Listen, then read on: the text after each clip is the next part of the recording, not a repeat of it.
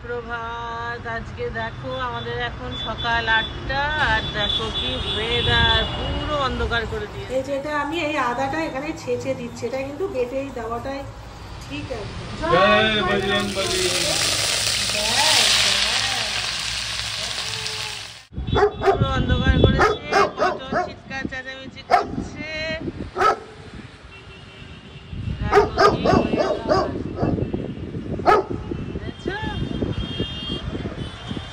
কে বলবে এখন সকাল 8টা বাজে? পুরো অন্ধকারই তো হয়ে গেছে। কি হয়েছে, চিৎকার করছো কেন? কেন কেন চিৎকার করছো? এরপরে বলবে, সবাই ভাববে এখন সন্ধ্যেবেলা। জয় বজরংবলী। জয় মহাদেব। আজকে আমাদের ওয়েদার দেখো, ওয়েদার দেখো, ওয়েদার দেখো, ওয়েদার দেখো।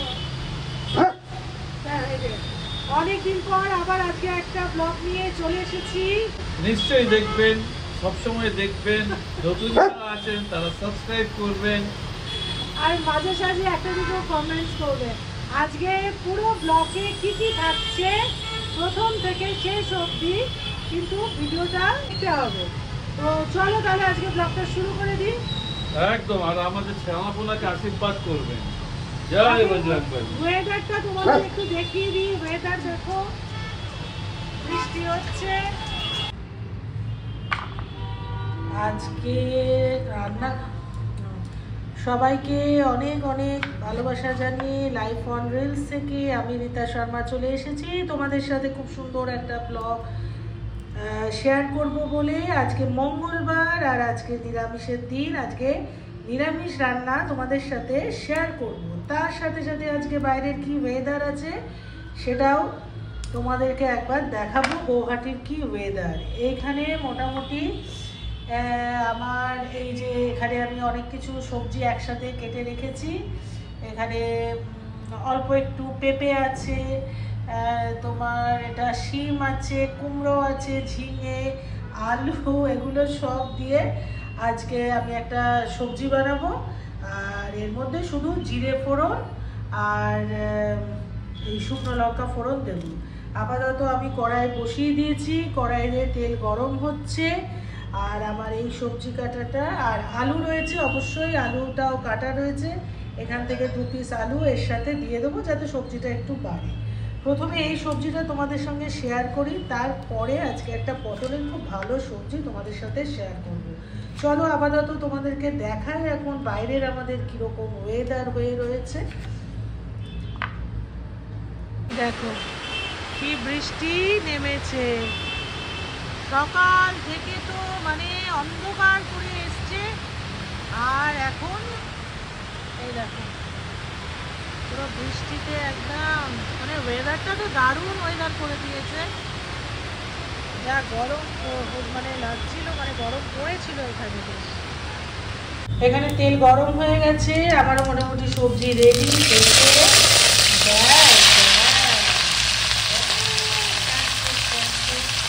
আর আমার এই ছোট্ট হেল্পার আমাদের হেল্প করে দিচ্ছে। এরপরে আমরা এরপরে ওর গান কিন্তু তোমাদেরকে শুনতেই হবে, ও খুব ভালো গান করে। এই হচ্ছে একটা সব নিয়ে এর মধ্যে যদি একটু বেগুন পড়তো তাহলে আরও ব্যাপারটা ভালো হতো। আমি একদম কাল খেয়াল করিনি যে ঘরে বেগুনটা ছিল না, তার জন্য মানে যে বেগুনটা রাত্রেবেলায় কিনে নিলেও হতো। তো যাই হোক বেগুন ছাড়াই করছি। আর এখানে বেশ কিছুটা ঝিঙে এখন দিচ্ছি, কারণ প্রথমে দিলেই তো ঝিঙেটা একদম ল্যাপে হয়ে পুরোটা হয়ে যেত, মানে বেশি ভাজা হয়ে যেত। তো যাই হোক এখানে খুব সামান্য জলের ছিটে পড়বে আর জাস্ট নুন আর হলুদ দেওয়া হতো, কিচ্ছু না। একটু ধনেপাতা ছড়িয়ে এটাকে নামিয়ে নেব।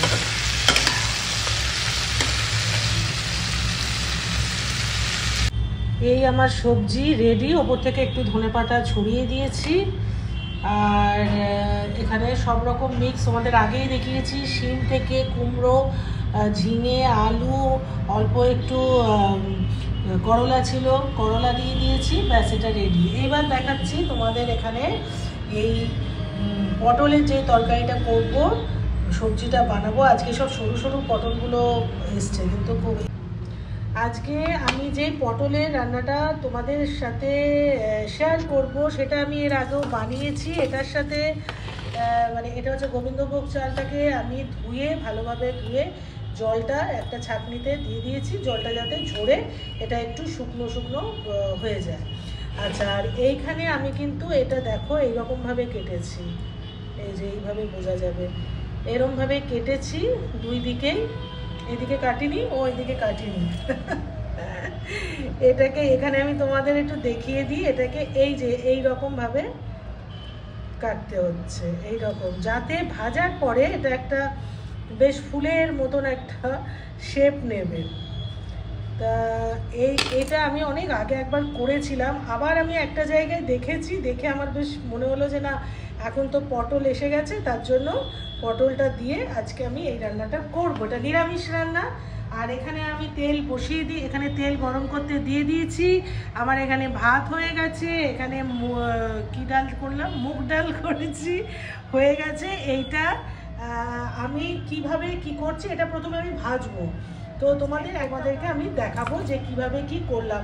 কিছুটা আমি আমার মতন করেও করেছি। চলো তাহলে শুরু করে দিই। প্রথমে এখানে পটলগুলোকে ভাজতে দিয়ে দিয়েছি। এখানে আমি কিন্তু কোনো নুন হলুদ কিছুই দিইনি। এটা এখন একটু ভাজা ভাজা মতন হয়ে গেলে তারপরে আমি কি করছি সেটা তোমরা দেখতে পাবে। এই যে এখানে আমার মোটামুটি এটা এখানে আমার ভাজা হয়ে গেছে, দেখতে পাচ্ছ। এটা খুব লাল করেও নয়, মোটামুটি সাদা সাদা মতন একটা ভাব থাকে। তো এবার আমি এটাকে এখন সাইডে রেখে দেবো। আর তার সাথে সাথে দেখাই, এখানে কাজু, আমি ভাঙা কাজু নিয়েছি, এটা কিশমিশ, আর এটার কিন্তু দই রয়েছে। দইটা কী কারণে লাগছে সেটা তোমাদের দেখাবো। এখানে একটু জিরে ফোড়ন দেবো, তেজপাতা, কাঁচা লঙ্কা, আর দেবো আদা বাটা। আচ্ছা, এখানে আমি জিরে ফোড়ন দিয়েছি, একটা শুকনো লঙ্কা দিয়েছি, তেজপাতা দিয়েছি, আর এলাচি দিয়েছি মানে গরম মশলার, আর দেবো এখানে আমি একটু ভাঙা কাজু আর কিশমিশ রেখেছি। এইটা আমি দিয়ে ব্যাস আমার ডালের রেসিপি পড়ে গেছে। এটা এখন একটু ভাজা ভাজা মতন হবে। এর মধ্যে বাটা মশলা বলতে আমি আদাটাই দেবো আর একটু জিরে গুঁড়ো দেবো। আচ্ছা, এখানে আমার ভাজা ভাজা মতন হয়ে এসছে। এখন আমি এখানটায় এই গোবিন্দভোগ চালটা যে ছেঁকে রেখেছিলাম জলটা, ওটা এখন আমি এখানে দিয়ে দেবো। তোমাদের দেখাই একটু।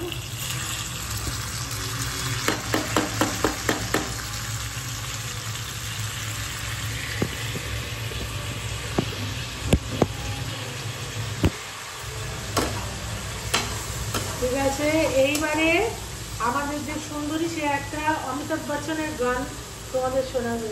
এই দাঁড়াও দাঁড়াও, আমি যতক্ষণে ফ্রাই করছি, ফ্রাই করার পর তোমাদেরকে দেখাচ্ছি যে কতটা কি হলো। আশা করি এই রান্নাটা কিন্তু খুব মানে নতুন রান্না যে তা নয়, আমি এটা করেছি। এর মধ্যে আমি একটু আলু দিয়েছিলাম, কোনো সময় পনির দিয়ে করেছি। তো আজকে আমি একটু ওই রকমভাবে কেটে কুটে এইভাবে করে করছি আর কি। এই দাঁড়াও, দাঁড়াও, अभी यहाँ पे अभी गाना गाओ, अमिताभ का एक गाना गाओ। हाँ देखो জিরে না কোথায় গেল, জিরে, গানা গাও গানা গাও। জিরের প্যাকেটটা খোলা হয়নি আর মানে রাখা হয়নি ডাব্বাতে। অল্প করে একটু জিরে দিয়ে দিলাম আর একটু আদা গ্রেট করে দেব, কারণ আমার মিক্সিটা এখানে কিন্তু বেসিক্যালি শুকনো লঙ্কা, তেজপাতা, জিরে, কাঁচা হলুদ, গরম মশলা সব কিন্তু এটা বেটে, কিন্তু যদি শিলনোড়ায় বেটে করা যায় কারণ এগুলো তো একদম পুরাতন রান্না, তো এখানে ওইভাবে যদি করা যায় তাহলে তো মানে আলাদাই একটা, সত্যি করে একটা অন্যরকম ফ্লেভার, অন্যরকম টেস্ট চলে আসে। কিন্তু যেহেতু আমরা মিক্সি ইউজ করি, মিক্সিতেই করে থাকি, কিন্তু আজকে ঘটনাচক্রে আমার মিক্সিটা আমার স্টোরের মধ্যে রয়ে গেছে, তার জন্য আমি আদাটাকে ছেঁচে এখানে আমি দেব। নমক দিয়ে দেবো, এখানে একটু নমক মানে নুন দেওয়া হচ্ছে, আর থোড়া, হ্যাঁ থোড়া, ওকেও একটু দেখাই। এই যে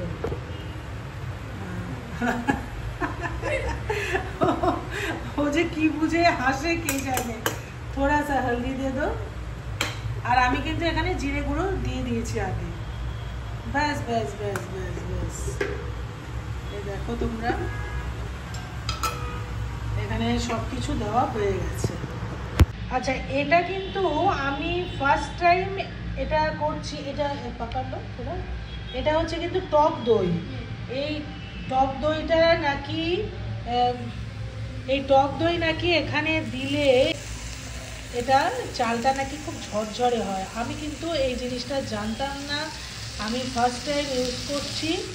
আর এইদিকে জল গরম হয়ে গেছে, কারণ গরম জলটা আমরা এখানে ইউজ করব। এটা এবার ভালোভাবে এটার সাথে, দইটার সাথে আমি মিশিয়ে নিলাম। আমি জানি না এটা কতটা কি হয়, যখন নিশ্চয়ই দেখেছি, যখন করেছি, যখন কিছু তো একটা হয়।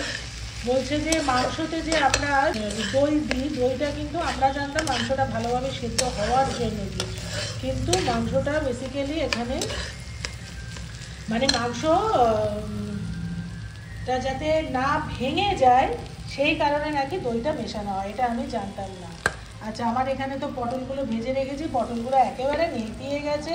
শক্তপোক্ত পটল এনেছিলাম, কিন্তু এত নরম কেন হয়ে গেল বুঝলাম না, তবে একদম কচি পটল।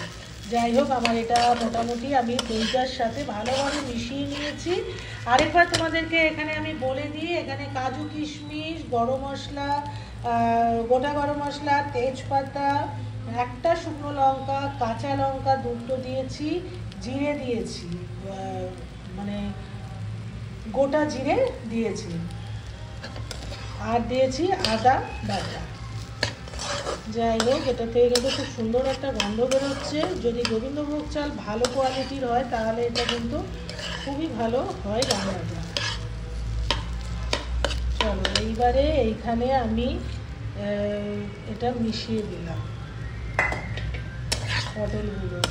পটলটা মনে হচ্ছে আরও কয়েকটা পিস থাকলে ভালো হতো, কেননা পটল তো আমি খাই না, তার জন্য আমি এদের জন্যই নিয়েছি। হয়ে গেল আমার এটা, সেখান থেকে সুন্দর গন্ধ ছেড়েছে। আর আমি এখন এই যে গরম জলটা করে রেখেছিলাম, এইটা একটা পরিমাণ মতো আমি দিয়ে দেবো, যাতে চালগুলো ঠিকঠাক মতো সেদ্ধ হয়। দেখতে পাচ্ছ, এটা জলটা তো পরিমাণ মতো, মানে যতটা চাল সেই বুঝেই দিতে হবে। আর গোবিন্দভোগ চাল তাড়াতাড়ি হয়ে যাবে, নামানোর মানে হয়ে আসলে আমি এরপরে একটু গরম মশলা, ঘি দিয়ে এটাকে নামিয়ে নেবো। এটা কিছুক্ষণ এখন বয়েল হতে থাকবে।